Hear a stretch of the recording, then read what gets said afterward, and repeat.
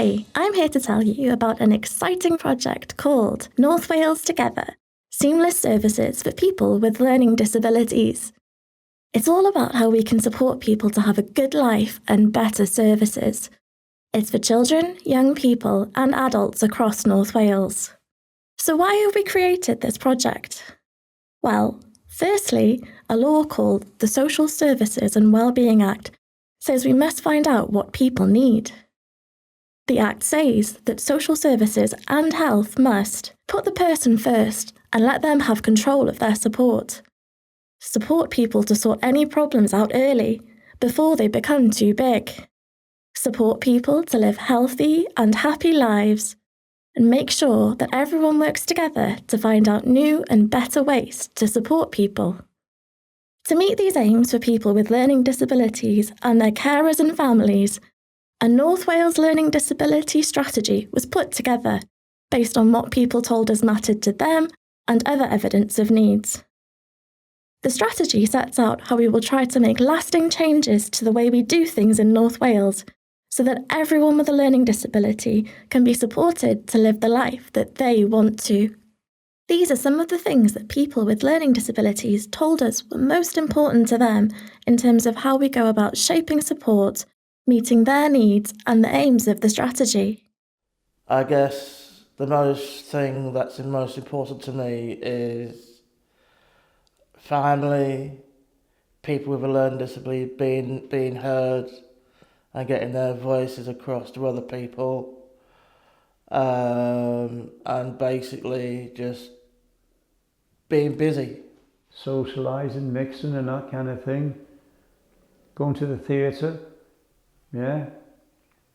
Going to the shows or go disco dancing. And I have got amazing good friends to be with, and my girlfriend, she's amazing because I love her, because in my future I would like to get married really. I find, a lot of people with learning disabilities, a lot of people, can have relationships. A lot of people we know are married. Like I met my partner through National Council. Being around people, that's a key thing for me as well, because I just love being around people. Important to me to get involved is do other companies, like working in England or performing in pantos, getting myself involved with hijinks. Hijinks is the main thing at the moment because I've been on tour. That's a great experience, and all sorts would be, everything's amazing. I really need people like disabled and people that are disabled. You're looking for us, people like anywhere. We need people like that. And parent carers told us this. A lot of carers, and myself included, would like the battle to be took out of it immediately, because it becomes a battlefield that's stressful for everyone involved. And stress then makes situations even worse and perpetuates in a lot of things going wrong. My worry for the future is the cuts in services and the cost of services and the what's going to happen when going into supported living. I think we need to get back to basics. I think we need to remember that people are people.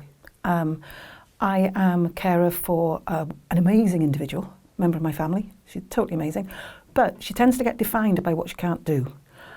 She tends to get defined by a list of medical labels, and the way I look at it is I don't introduce myself as a list of medical issues or problems. I could say, oh, here I am, I'm a little bit overweight, I'm 63, and I've got a couple of things that are wrong with me. I don't do that. Most of us don't. I don't think anybody does. My son would really love a real relationship. And here's the 3-letter word, sex. But the reality is, who is actually going to help the people who support Mark? Everybody wants to help, but nobody wants to take the responsibility. And I find this happens in a lot of areas of the life of a person with a challenge. When things go wrong and they break down, it's the service user that takes the brunt of it all. They're the person that gets confused, angry, especially if they have no speech or any way of communicating. Me and you, maybe we can claim to have communication skills. I can speak, you can speak, we've got ears, we can listen, we've got the kit. So if we've got the kit, we're the ones that should take that step towards her. She's the one that's so-called got communication difficulties, but actually that's us. I'd like to think that the support that was implemented in the beginning would stay the same, that the level of care and the staffing numbers would all be correct in terms of the person, what they need, not how much things cost. But whatever I think happens in North Wales needs to be able to be continued.